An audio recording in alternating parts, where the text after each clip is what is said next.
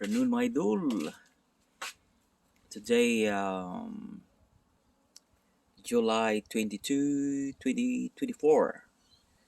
So, update sa saging natin, ha?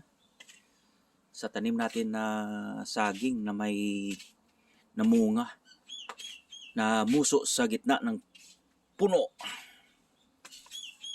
Ito yung saging natin, oh. Yan, oh. Yan. So, yan ang saging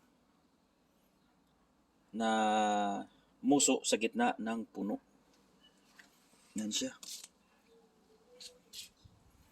Yan sa mga idol, oh. Kita mo nyo, oh. Walang kukurap, ha. Nasa pasok lang yan, mga idol. Yan. Today, ha. Today, update, 7 days na to.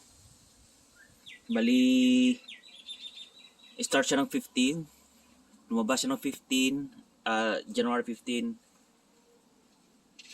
Tapos, today, 22, no? January.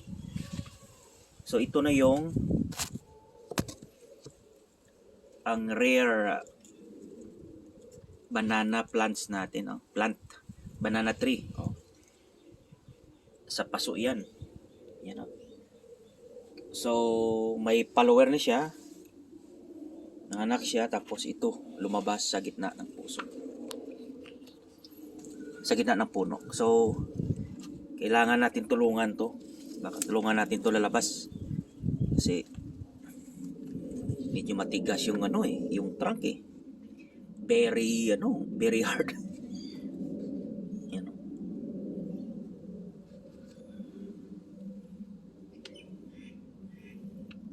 First time to nangyari sa buhay ko na nagtanim ako ng banana for how many years. So this one came out from the trunk, no, sa puno. Yan siya. So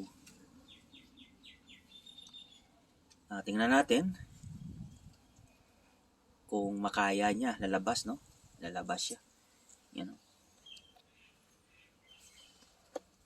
Ano siya? Andiyan sa ito sa loob, oh. Grabe. Yan siya. Yan, oh. Pregnant talaga eh.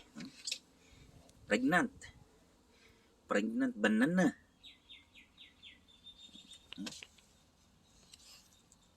Yan. Tunsyo. Yan, parang buntis, oh. Yan. Bali lumaki yung niya, yung trunk. Yan yung garden natin, ha. Ito yung maliit natin na garden sa Australia. Melbourne, Australia. Yan mga idol, ha. Nasa paso lang yan. So update, ha. 7 days na to. So tomorrow, tingnan natin baka lalabas na yan. Baka may motya dyan, no? Lalabas ng motya. Maybe. I think kailangan natin tulungan yan lalabas. Yan. Kawawa naman siya, oh. Yan siya. Yan. So ito yung tropical garden natin sa Melbourne. Marksim Talent. So ito. Yan, ha. Yan. So konting sipag lang mga idol.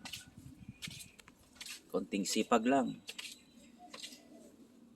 So again, meron tayong gagamitin na, oh, yung dahon ng saging, pwede na to magamit pang budol-budol bites.